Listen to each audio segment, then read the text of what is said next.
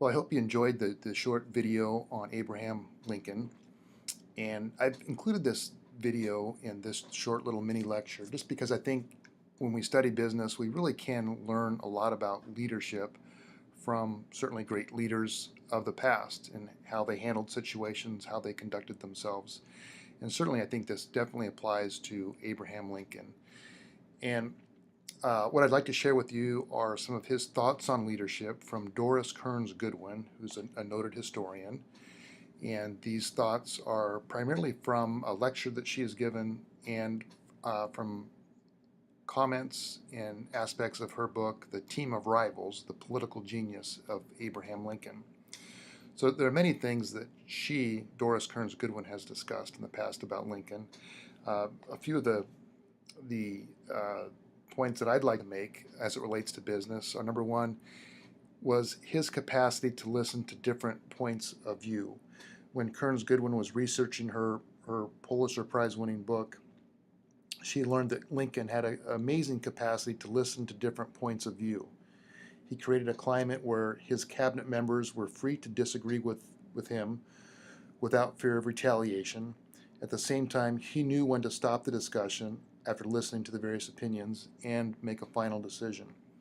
Certainly in business, leaders should do this. They should create a climate where people can express different opinions, they can take in that knowledge, and then when necessary, they should be able to have the firmness to make a final decision.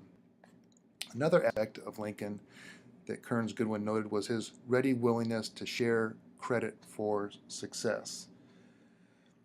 Lincoln stated that the path to success and ambition is broad enough for two.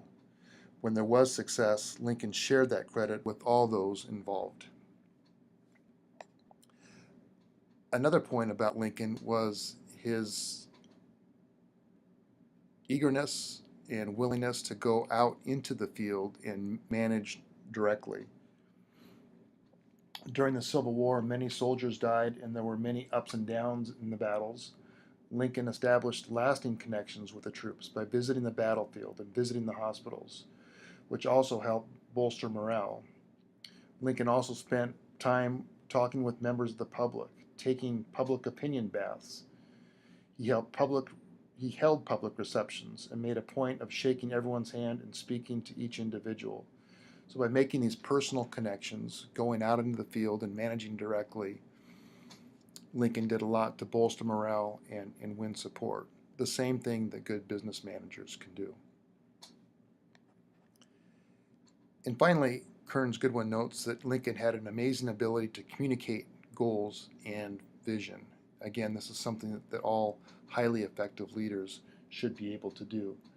Kearns Goodwin stated that Lincoln had a remarkable ability to communicate his goals to his countrymen. He made concepts simple and communicated with an understanding of the concerns of the citizens. When the war ended and he won re-election, Lincoln did not focus on his own achievements.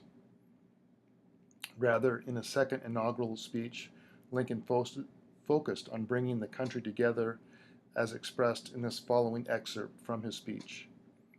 With malice toward none, with charity for all, let us strive on to finish the work we are in, to bind up the nation's wounds, to care for him who shall have borne the battle, and for his widow and his orphan, to do all which may achieve and cherish a just and lasting peace among ourselves and with all nations. So again, an ability to communicate goals and vision, to connect with people, to relate with people, certainly an aspect of very effective and highly effective business leaders as well. So again, just some thoughts on business leadership from great leaders of the past. And next you'll have an opportunity to actually listen to the full TED Talks from Doris Kearns Goodwin about Lincoln and other presidents.